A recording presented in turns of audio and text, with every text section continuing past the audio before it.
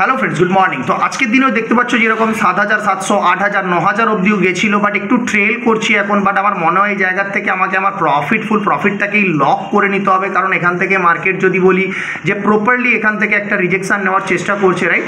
But এই ট্রেডটা আমি যেমন দেখতে পাচ্ছ যে কল সাইডে আমি ট্রেড করেছিলাম, কারেক্ট, কল সাইডে ট্রেড করেছিলাম। অ্যান্ড যেটা দেখতে পাচ্ছ কল কি 56,500 কলে আমি ট্রেড করেছি, আর দুটি লট এখন পড়ে রয়েছে, 8K কাছাকাছি প্রফিট আসছে।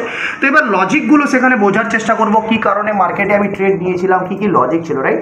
তো আলটিমেট যদি বলি, সকালবেলা মার্কেট কিন্তু এখানে একটা স্ট্রাকচার বানানোর চেষ্টা করে। সেই স্ট্রাকচারটা যদি দেখি যে কিভাবে সেই স্ট্রাকচারটা বানানোর চেষ্টা সে করছিল, লাইক দ্যাট কি কালকে যদি আমি 15 মিনিটে মার্কেটটাকে একবার দেখার চেষ্টা করি, তো এখানে কোনো স্ট্রাকচার পয়েন্ট ছিল না, কারেক্ট। তো মার্কেট সিধা উপরে গেছিল।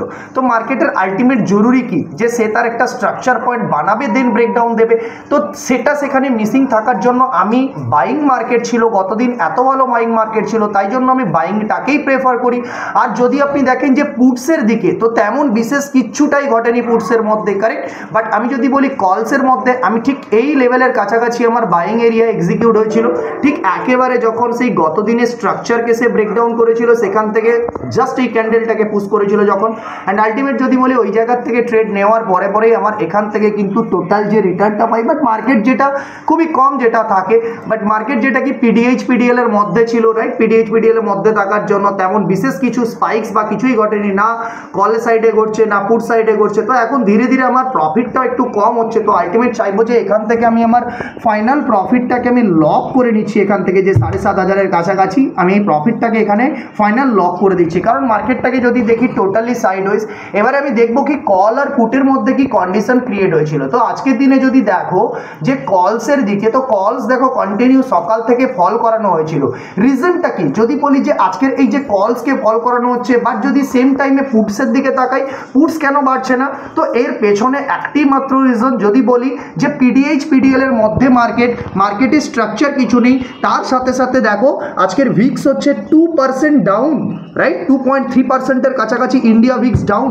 Look at this point, 3% down থাকার জন্য কি হচ্ছে, যে মার্কেটের মধ্যে যে তোমার একটা পুটসের দিকে যে স্পাইকস আসবে সেটা মিসিং হচ্ছে।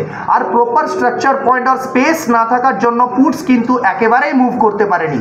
বাট কলসের দিকে যদি তাকাই, মার্কেট নিচে আসার সাথে সাথে কলসের মধ্যে কিন্তু সুন্দর একটা ডাউনফল চলে আসে, কারেক্ট। বাট মার্কেটের কাছে জায়গা প্রপার না থাকা, শুধুমাত্র সেই কারণের জন্য, আর ভিক্স লো ভিক্স থাকার জন্য পুটসের মধ্যে কোনোভাবে কোনো স্পাইকস আসেনি, ক্লিয়ার। তো এই জায়গার থেকে যেটা হয় কি, জাস্ট স্ট্রাকচার ব্রেক পিডিএইচ-পিডিএল এর মধ্যে আমি ইউজ করি, ঠিক এই যেরকম 80-90 কাছাকাছি আমার বাইং হয়, রাইট। আর এখান থেকে যেটা দেখতে পাচ্ছ 25, রাইট। তো 30-35 পয়েন্টের মতনই পাই।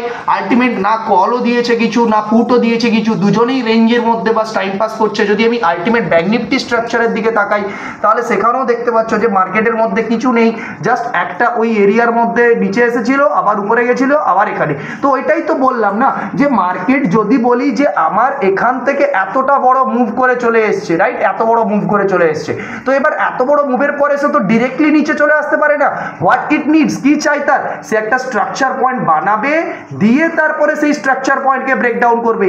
That is call the real price action, logical price action. আর তার আগে যদি বলি আমি যেখান সেখান থেকে পুট বাই এটা ওটা করতে যাবো, বাট সেখানে কিন্তু রিয়ালিটির সাথে রিটার্নটাও আমাদের কাছে আসবে না। তো দেখতে পেলে মার্কেট ওখান থেকে তার স্ট্রাকচারটা ক্রিয়েট করার পরে এগেইন সঙ্গে সঙ্গে পুশ ডাউন করে নিচের দিকে আসার চেষ্টা করছে, রাইট। আমি যেখান থেকে আমার প্রফিটটা লক করেছি, অ্যান্ড সেখান থেকে আলটিমেট মার্কেট আবার এক ধাক্কা দিচ্ছে নিচের দিকে। তো যদি বলি 15 মিনিটে দেখো একটিও প্রপার ডব্লিউআরসি আসেনি, 15 মিনিটে প্রপার একটিও ডব্লিউআরসি আসেনি, ক্লিয়ার।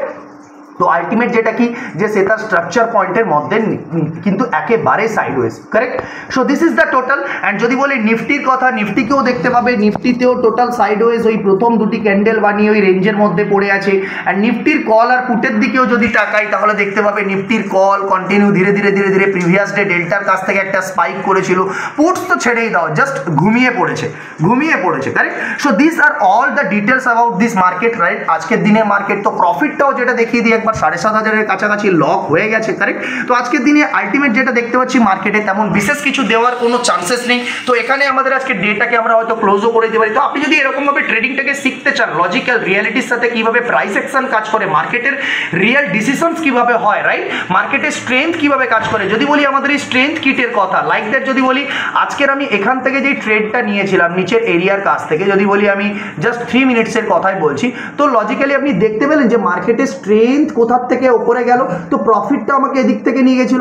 বাট যদি বলি এখান থেকে মার্কেট নিচের দিকে এসছে, স্ট্রেংথ নিচে এসছে, বাট দেখুন এখান থেকে পুটস ওপরের দিকে বাড়েনি। তো আলটিমেট ট্রেন্ডের সাথেই তো মার্কেট চলবে। আসলি ট্রেন্ডটা কোথায়? আসলি ট্রেন্ডটা তো ওপরের দিকে গেছে সে, কারেক্ট। এবার যতক্ষণ পর্যন্ত না স্ট্রাকচার ডাউন করছে ততক্ষণ কিসের বায়ার, কিসের পুট, কিসের কি জিনিস, রাইট।